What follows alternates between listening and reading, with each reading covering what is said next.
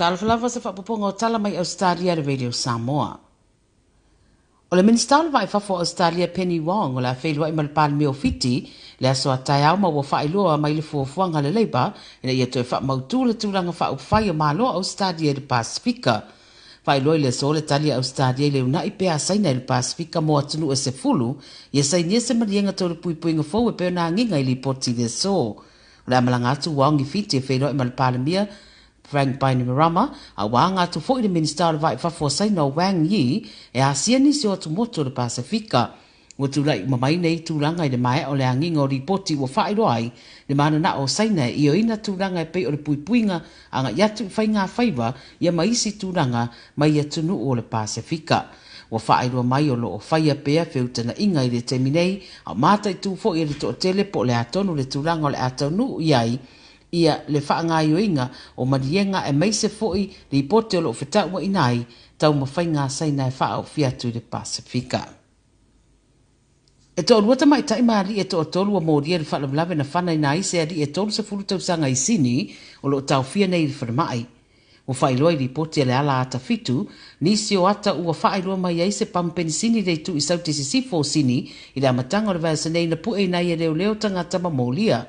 Wadia e ai ata o leo whao penga ina na vaai au anga iane i le sa idia o le lua sutotu sanga o Adam Murphy a o te tongina na penisini le pamu penisini i Tulora. O lo whailua i le video le si o e leo le pamu ma tamu mo e ane ma penga o whana o tomekti ma handguns o mōria la ma pu e leo le whao lima le lilea ma ua whailua foi o lo whaatino le suenga. O ia lea e ato iai le toa lima o pu eina leo mamoria i le whaale na tura mai Roseland i le amatanga o le vaiaso leo lo tau fia i pere tangata i tōru sputu sanga i le whanemai.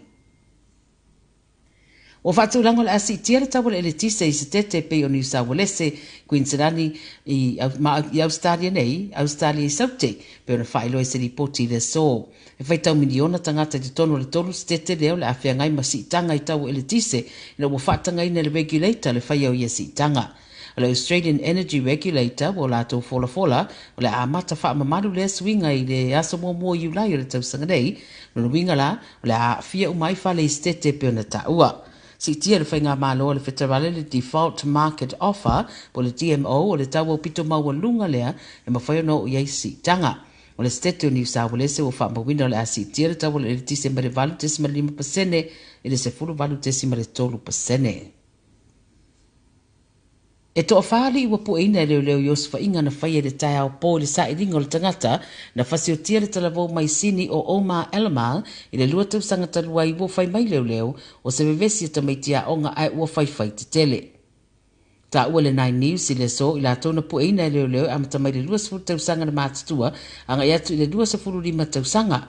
Ma i Yosufa inga na whaia leo le itaina leo no le tauna nei la na pu eina mai ai la ia mai whale i Bonnyrigg, Macquarie Fields, Gregory Hills, ma le tu i saute si Sydney ma le taulanga o Orange i New South Wales se lava.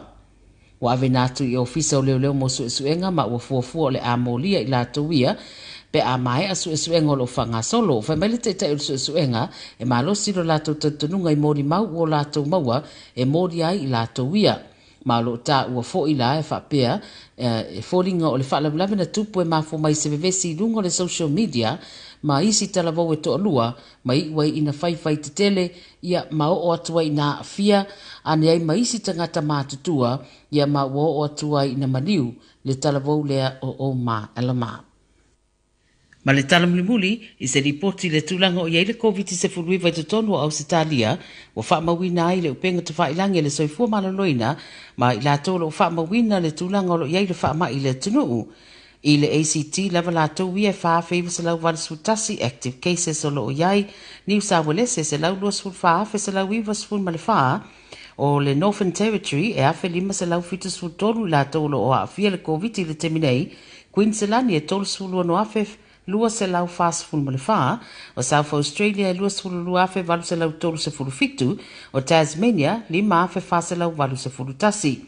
I Victoria, ona se fuluiva a felua se lau tolu suluvalu tangata o loo a fia le COVID se fuluiva le teminei ma Western Australia, fitu se fulufitu a fe tolu se lau tolu sulutasi la tau o loo whamawina o loo iai pea fianga o le whamai i le nei vai tau. O tala nā le video Samoa mo le nei au au.